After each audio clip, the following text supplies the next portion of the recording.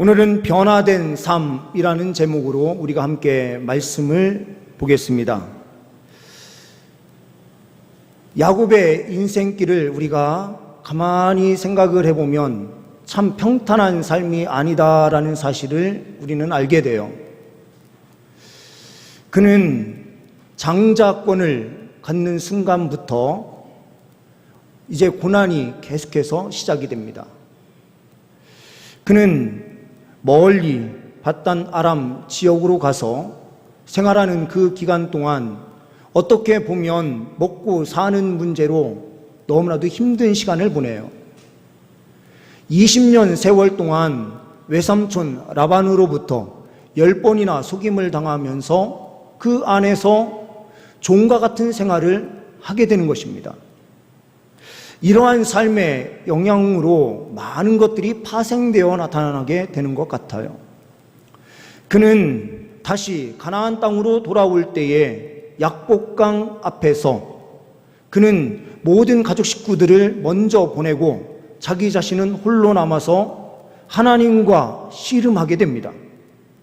이 내용은 호세아 선지자의 말을 통하여 보게 되면 하나님 앞에 기도로 강구함으로 나아가게 되는데 이것은 영적 싸움이었다라고 하는 사실로 기록이 됩니다. 그 영적 싸움에서 하나님을 이긴 자로 하나님께서는 그의 이름을 바꿔주세요. 그런데 이렇게 변화된 그 기도의 응답의 삶이 있으면 삶이 완전히 변화되어야 되는데 형 에서를 만났을 때에는 그 모든 문제가 쉽게 풀어지고 회복되는 것처럼 보였어요. 그런데 그 이후의 삶은 어떠합니까? 그가 세겜 땅에 이르렀을 때에 가장 사랑하는 딸 디나가 그 땅에서 강간을 당하는 그 큰 일을 당하게 됩니다. 그런데 이때의 야곱의 모습은 어떠한가요? 아무것도 하지 않는 우유부단한 가장으로 서 있는 것을 보게 돼요. 디나의 오빠들이 나서서 그 일을 해결하려고 하는데 야곱은 그때에도 아무것도 하지 않고 있다는 사실이에요. 그리고 이 오빠들의 방법은 무엇입니까? 하나님께서 주신 거룩한 예식의 방법으로 그들과 하친을 할 것처럼 이야기를 해놓고 하나님께서 주신 그 할례의 거룩한 예식을 사람들을 죽이는 방법으로 사용하게 되는 것. 하나님의 거룩한 방법을 살인의 도구로 사용하게 되는 어처구니 없는 일이 펼쳐지는 것을 우리는 보게 돼요. 우리 그리스도인들이 영적으로 깨어있지 못하게 되면 이런 일들이 펼쳐집니다. 하나님의 거룩한 말씀으로 사람들을 정죄하는 길로 말씀을 사용하게 되면 심각한 문제가 생겨요. 그 안에 하나님의 사랑이 없이 우리는 말씀을 쉽게 이야기하면서 사람들을 정죄하는 길로 말씀을 이용해요. 저같이 목사로서 강단에 서 있는 사람들이 잘못하면 이러한 오류에 빠질 수 있는 가능성이 커요. 신앙생활 오래 한 성도들일수록 이러한 오류에 더 크게 빠져들어요. 하나님의 말씀은 사람을 살리는 길에 사용이 돼야 되고 어떻게 하든 영혼 구원을 위하여 우리가 하나님의 말씀을 사용해야 되는데 우리가 그러한 말씀을 제대로 사용하지 못하면서 나아갈 때가 있습니다. 야곱 또한 가장 위급하고 당황스러운 상황에 놓였을 때에 그는 변화된 삶으로 나아갔어야만 돼요. 철저하게 하나님을 의지하고 하나님의 방법대로 그 일을 처리하기 위하여 나아갔어야 돼요. 가장으로서 그 자리에서 말씀을 들고 자녀들을 다 불러놓고 말씀대로 우리가 나아가자라고 말을 했어야 하지만 야곱은 그러한 선택을 하지 않고 있습니다. 이때에 하나님께서 야곱에게 나타나셔서 정죄의 말씀을 하시지 않으셨어요. 나타나셔서 그에게 말씀하시는 내용은 무엇일까요? 이제 너는 변화된 삶으로 나아가라 라고 말씀해 주시는데요. 이 변화된 삶을 위하여 해야 될 두 가지, 그리고 이 변화된 삶에 하나님께서 무엇을 주시는지 오늘 본문 말씀을 통하여 우리는 보게 돼요. 이 변화된 삶을 위하여 하나님께서 요구하시는 것 두 가지는 무엇인가? 첫 번째로는 예배함이 있어야 한다라는 것입니다. 1절 말씀을 보게 되면 하나님이 야곱에게 이르시되 일어나 베델로 올라가서 거기 거주하며 내가 내 형 에서의 낯을 피하여 도망하던 때에 내게 나타났던 하나님께 거기서 제단을 쌓으라 하신지라. 하나님께서 야곱에게 나타나셔서 말씀을 하세요. 베델로 다시 올라가라. 거기에서 제단을 쌓으라. 변화되지 않은 이 야곱의 모습을 통해서 들어오게 되는 것은 어떠한 문제입니까? 바로 그 세겜의 땅의 모든 사람을 살육함으로 인하여 이제 보복을 당할 가능성이 매우 커졌어요. 가나안 땅에 세겜에 있었던 이 히위 족속과 연합체를 구성하고 있었던 다른 사람들이 많이 있었어요. 세겜 족속만 죽인다고 해서 문제가 해결되는 것이 아니었어요. 세겜 족속이 그러한 방법으로 죽었다라는 사실을 알게 된 그 주변 사람들은 가만히 있을까요? 그렇지 않을 것입니다. 그러니 이 사실을 알고 있는 야곱은 두려움에 휩싸이게 돼요. 이때에 하나님께서는 이 문제를 해결하기 위한 방법은 네가 먼저 변화되는 길인데, 그 변화되는 길이란 첫 번째로 시작되는 그것은 하나님 앞에 예배하는 것부터 시작된다라고 말씀하고 있는 것입니다. 3절 말씀에 우리가 일어나 베델로 올라가자. 내 환난 날에 내게 응답하시며 내가 가는 길에서 나와 함께 하신 하나님께 내가 거기서 제단을 쌓으려 하노라 하매. 하나님께 예배함이 있는 자리는 우리가 일어나 있는 자리예요. 그래서 베델로 올라가게 되면 하나님의 말씀대로 은혜의 역사가 펼쳐지기 시작합니다. 2절에서 일어나 베델로 올라가서 라고 하는 명령대로 야곱은 모든 가족들을 불러놓고 우리가 일어나 베델로 올라가자. 내 환난 날에 내게 응답하시며 내가 가는 길에서 나와 함께 하신 하나님께 내가 거기서 제단을 쌓으려 하노라. 직접적으로 하나님 앞에 예배함으로 나아가게 되는 그 과정이 있을 때에 하나님께서 야곱의 인생길에 놀라운 은혜를 더딥혀 주시는 것입니다. 레이몬드 릴리라고 하는 한 청년이 있었습니다. 이 청년 집 옆에는 교회가 있었는데 그 교회의 목사님이 그렇게 싫었습니다.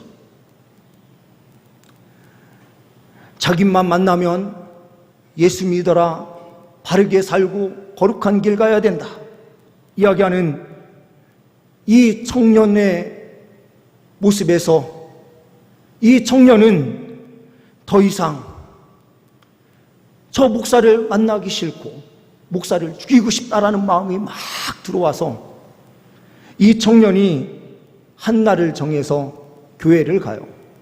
그런데 그 정한 날이 주일날이었어요. 주일날 이 목사를 죽이기 위하여 가슴에 벽돌 한 장을 품고 들어가서 예배가 끝나기를 기다리고 앉아 있었습니다. 그런데 하나님께서 성령의 은혜의 역사로 그의 마음에 큰 돌을 내리심으로 말씀의 그 돌이 그 마음에 확 떨어지니 그의 그 벽돌 들었던 모든 마음이 산산조각으로 다 깨어진 거예요. 하나님의 말씀으로 그는 변화되기 시작했어요. 그래서 이 사람은 세계 최대의 자선병원인 시카고의 쿡 카운티 병원에서 가난한 가운데 질병에 시달리고 죽어가는 영혼들을 위해서 사역하는 사역자가 나중에 되었어요. 이 사람이 이렇게 변화된 이후에 큰 사역을 하고 죽어서 장례식이 치러지는데 그 장례식 이 사람의 관 옆에는 벽돌 한 장이 놓여져 있었습니다. 그런데 그 벽돌 한 장은 얼마나 만질만질하게 바뀌어져 있는지요. 사람들이 그걸 보면서 다 같이 눈물을 흘렸어요. 그 벽돌이 그렇게 맨질맨질하게 된 이유가 뭔가, 이 레이몬드 릴리라고 하는 사람이 이 벽돌을 늘 항상 가슴에 품고 만졌기 때문입니다. 자기가 하나님의 은혜를 처음 받았던 그 순간을 기억하고 힘들고 어려운 순간마다 하나님께서 처음에 베풀어 주신 그 은혜를 기억하는 수단으로 이 벽돌을 늘 가슴에 품고 다녔기 때문입니다. 이 레이몬드 릴리는 늘 항상 첫 신앙이 있었던 자리, 그 예배의 장소를 기억하는 거예요. 주일날 목사를 죽이기 위하여 벽돌을 들고 들어왔었던 그 순간, 그 자리에 항상 자기의 기억을 돌리고 있어요. 그랬을 때에 그의 삶은 완전히 변화된 것입니다.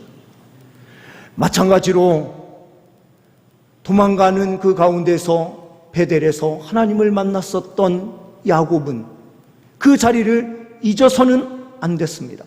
그런데 이 야곱은 그 자리를 잊고 있었던 거예요. 그러니 주님께서는 말씀하십니다. 너희 가정의 문제는 무엇인지 아니? 첫 신앙, 그 만났던 자리를 회복하지 않았기 때문이다 라고 말씀하는 거예요. 야곱이 회복되는 길, 그리고 진정한 변화를 체험하는 길은 처음에 하나님을 만났던 장소로 돌아가는 것입니다. 우리에게 삶의 어려운 문제들, 환난의 문제들이 있다면 우리는 어디로 돌아가야 됩니까? 처음 주님을 만났었던 그 장소로 우리가 돌아가야 돼요. 예배의 장소라면 우리가 예배의 장소로 와야 돼요. 기도의 자리라면 기도의 자리로 돌아가야 돼요.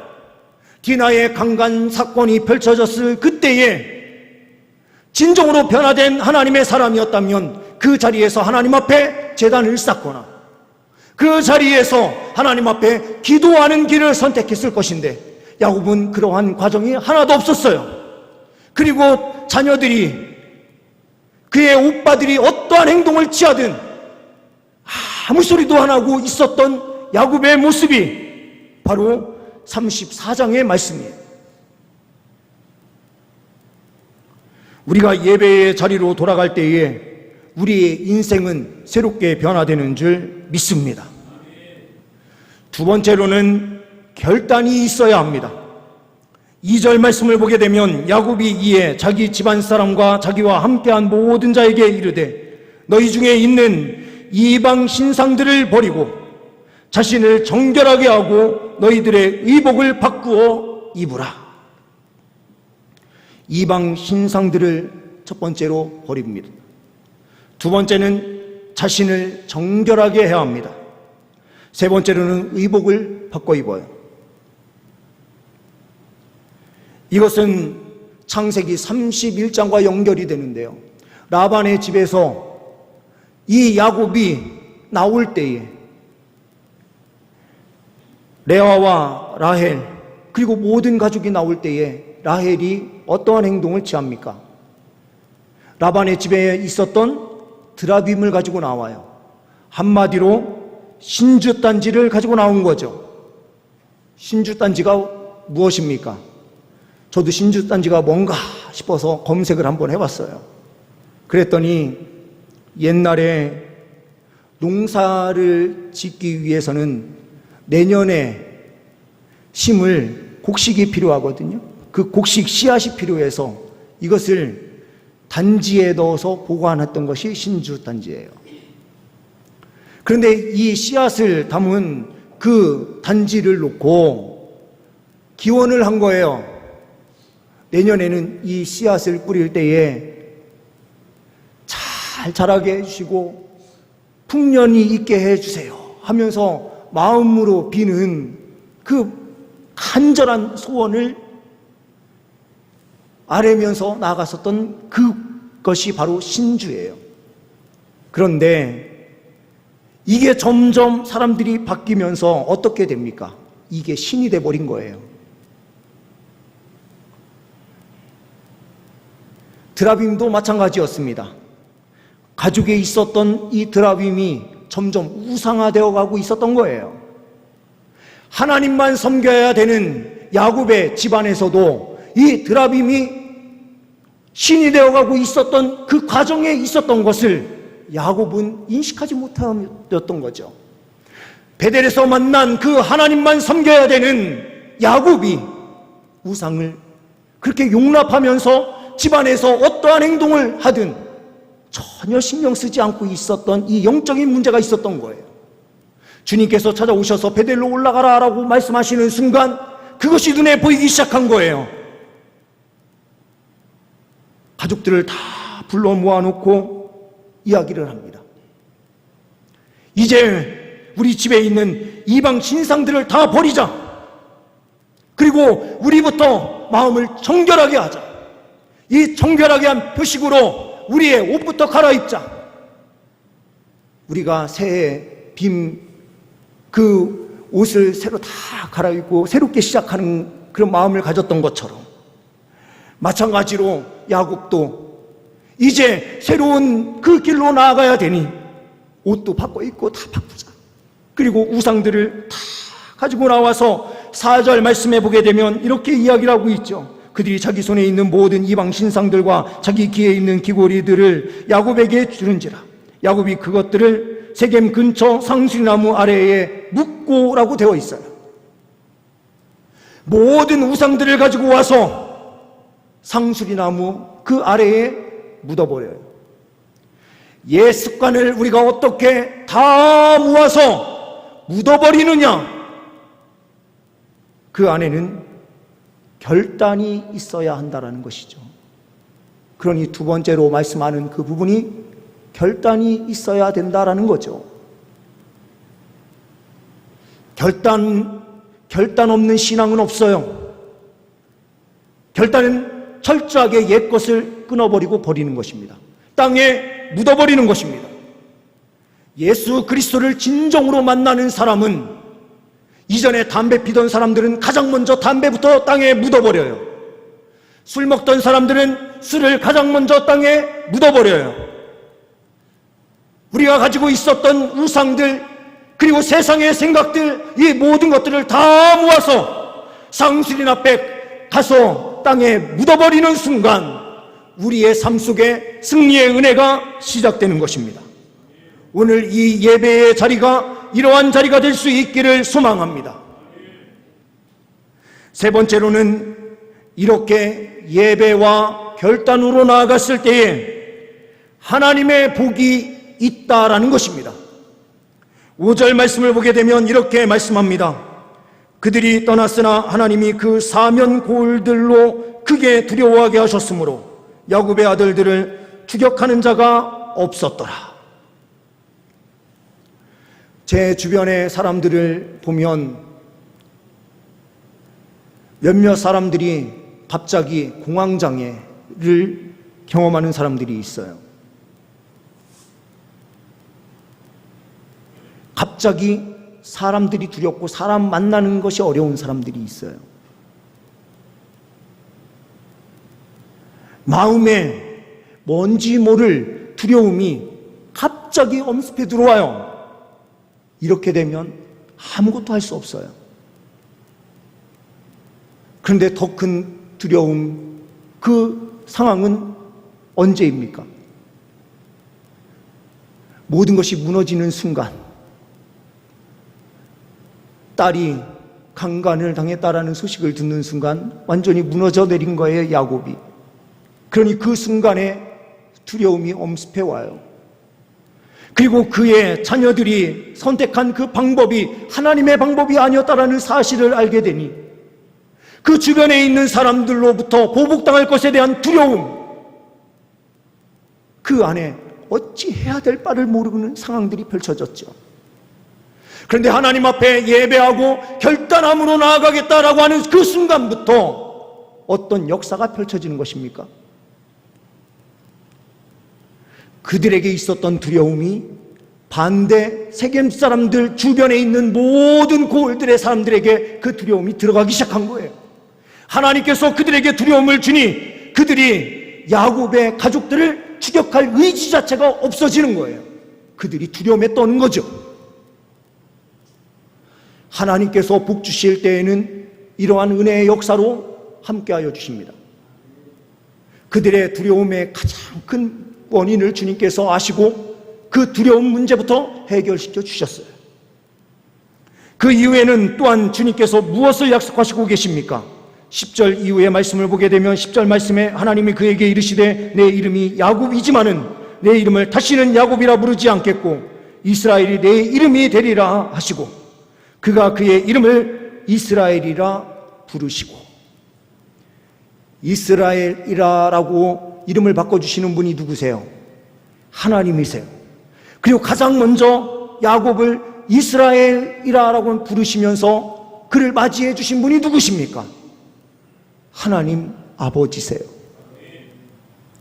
야곱, 움켜잡다, 야비함을 상징적으로 보여주는, 뒤에 태어나는 자로 형과 똑같은 자리에 올라가고 싶어하는 그 욕망이 처음부터 있어서 그의 이름을 야곱으로 부르게 되거든요.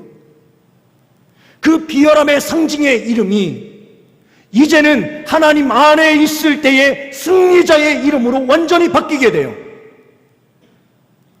그리고 그 이름을 하나님께서 주심으로 그의 삶에 승리의 은혜가 넘쳐나게 하여 주시고 계십니다. 11절 이후의 말씀을 보게 되면 이렇게 말씀을 하고 있죠. 하나님이 그에게 이르시되 나는 전능한 하나님이라 생육하며 번성하라. 한 백성과 백성들의 총회가 내게서 나오고 왕들이 내 허리에서 나오리라. 내가 아브라함과 이삭에게 준 땅을 내게 주고 내가 내 후손에게도 그 땅을 주리라 하시고 하나님이 그와 말씀하시던 곳에서 그를 떠나 올라가시는지라. 하나님께서 너희 자손들에게 땅을 주고 큰 민족을 이루게 할 거야. 하나님께서 복을 약속하십니다. 지적 재능이 매우 뛰어난 어떤 이교도의 판사가 있었습니다.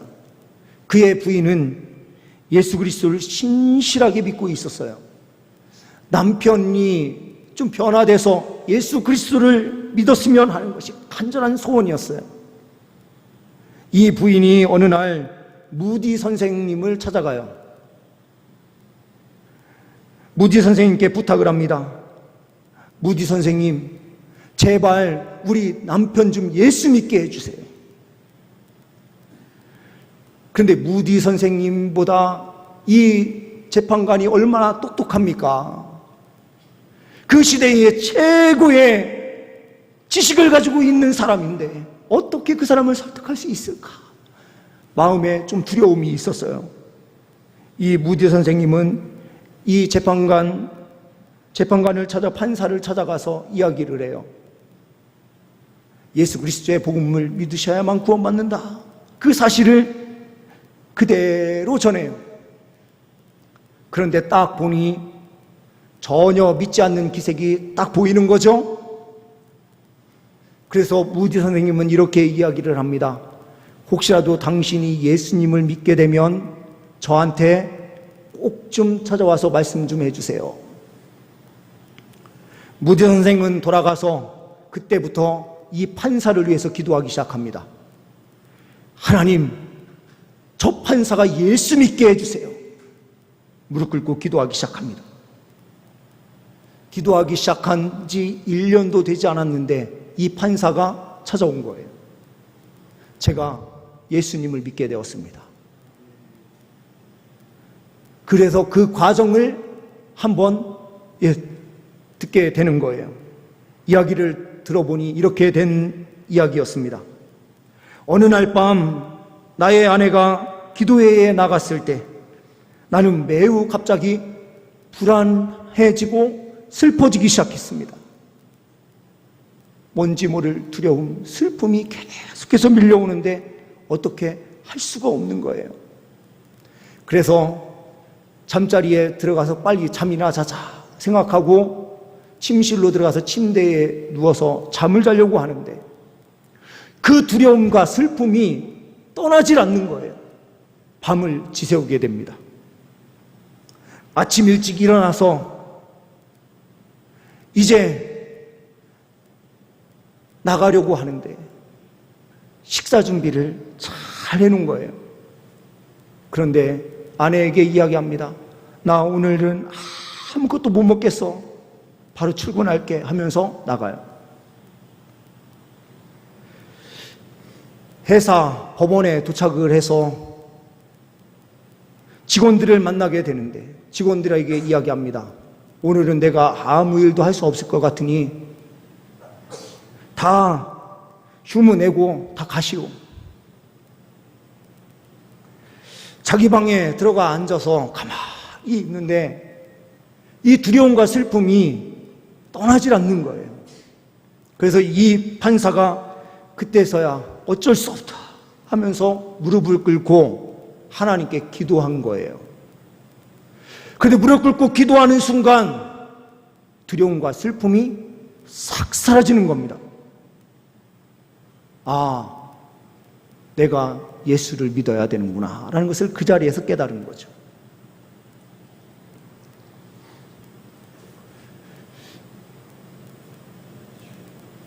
하나님께서 함께 해 주실 때는 놀라운 복이 있어요. 우리 안에 있는 두려움은 다 떠나가고요. 하나님께서 우리의 삶에 놀라운 복을 허락해 주시면 야곱의 자손들이 누린 그 영광을 누리게 되는 것입니다. 인생 속에서 겪는 수많은 어려움의 문제들 우리가 어떻게 해결할 수 있겠습니까? 오늘 본문 말씀은 우리에게 분명하게 말씀하고 있습니다. 예배의 자리를 회복하라. 회복하는데 그 처음 만났었던 자리에서 첫사랑을 회복하고 결단함으로 나아가라. 그럼 하나님의 그 은혜의 복이 분명하게 임하게 될 것이다 약속하십니다. 우리는 이 말씀에서 잊지 말아야 될 것이 있습니다. 순서를 바꾸면 안 된다는 거예요. 복을 위해서 하나님 앞에 예배하고 결단하는 것이 아닙니다. 하나님을 뜨겁게 사랑함으로 예배를 드리고 결단함으로 나아갈 때에 하나님을 진정으로 사랑하는 자에게 하나님께서 복을 약속하시고 복을 주시는 것입니다. 앞뒤가 바뀌는 신앙생활이 아니라 철저하게 하나님을 사랑함으로 하나님께 예배를 회복하고 결단과 헌신으로 주께 영광 올려드리며 달려갈 수 있는 우리 모든 삶이 될 수 있기를 간절히 소망합니다. 기도하십니다.